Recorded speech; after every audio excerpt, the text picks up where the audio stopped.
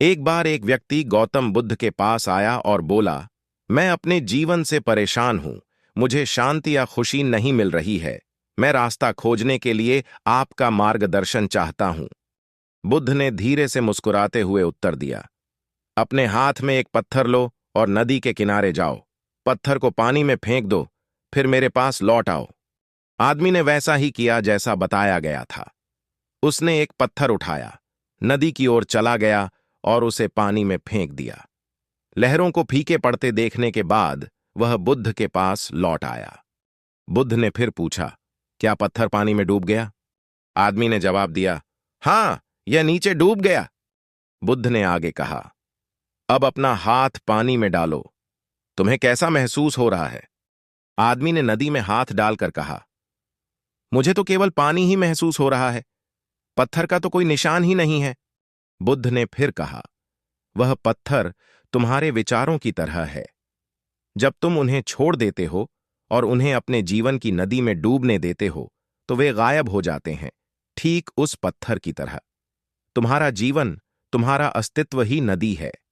पत्थर में कोई वास्तविक शक्ति नहीं है जब तक कि तुम उसे थामे न रहो या उस पर ध्यान केंद्रित न करो। वह व्यक्ति हैरान था, लेकिन उत्सुक भी था। बुद्ध ने समझाना जारी रखा, आपके विचार और भावनाएं पत्थर की तरह हैं। वे अस्थायी और क्षणभंगुर हैं। वे आते हैं और चले जाते हैं, लेकिन वे यह परिभाषित नहीं करते कि आप वास्तव में कौन हैं जब तक कि आप उन्हें अपने ऊपर हावी न होने दें। बहुत से लोग अपने विचारों, अपने विश्वासों और अपनी चिंताओं को पकड़कर रखते हैं, उन्हें नदी में पत्थरों की तरह अपनी चेतना की तह में डूबने देते हैं। समय के साथ वे उनसे बोझिल महसूस करते हैं, यह सोचकर कि उनके विचार ही उनकी वास्तविकता, उनका सत्य है, लेकिन वास्तव में वे नहीं हैं। आदमी ने पूछा, मैं विचारों को मुझ पर नियंत्रण करने से कैसे रोकूं? बुद्ध ने कहा, यह समझकर कि वे आप नहीं हैं। आप अपने विचार नहीं हैं, न ही आप अपनी चिंताएं या इच्छाएं हैं। आप ही हैं जो उन्हें देखते हैं। जैसे नदी बहती है, वैसे ही आप स्वयं जीवन का प्रवाह हैं। विचार आएंगे, लेकिन उतनी ही आसानी से वे चले भी जाएंगे यदि आप उन्हें थामे न रखें। उस व्यक्ति ने बुद्ध की बातें ध्यान से सुनी और फिर पूछा, लेकिन अगर मेरे विचार मैं नहीं हूं तो मैं क्या हूं? बुद्ध मुस्कुराए, तुम स्वयं जागरूकता हो। तुम वह उपस्थिति हो जो विचारों और भावनाओं को नोटिस करती है, लेकिन तुम उनसे बंधे नहीं हो।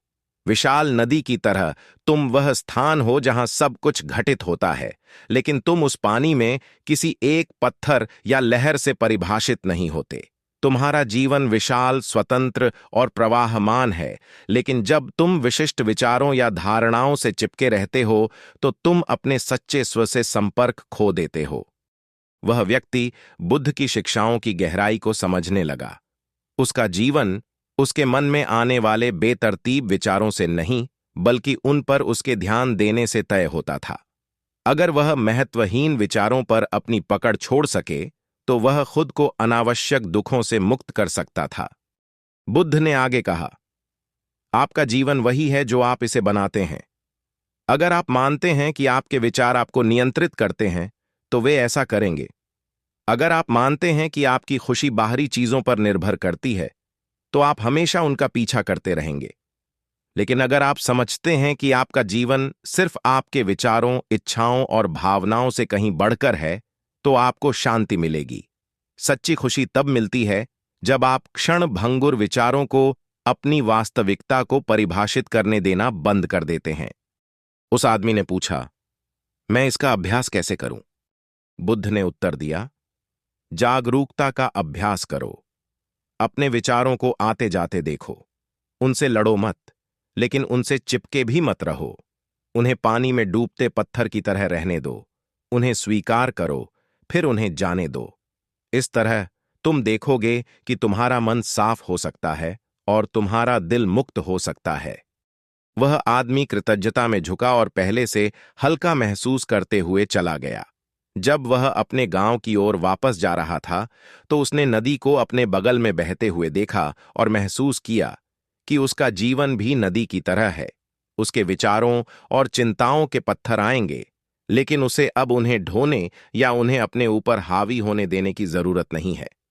वह समझ गया कि उसका जीवन, उसकी वास्तविकता उसके विचारों से नहीं बल्कि उस जागरूकता से निर्धारित होती है जिसके साथ वह जीता है। उस दिन से उसने बिना किसी आसक्ति के अपने विचारों का अवलोकन करना शुरू कर दिया और धीरे धीरे उसे वह शांति और खुशी मिल गई जिसकी उसे लंबे समय से तलाश थी।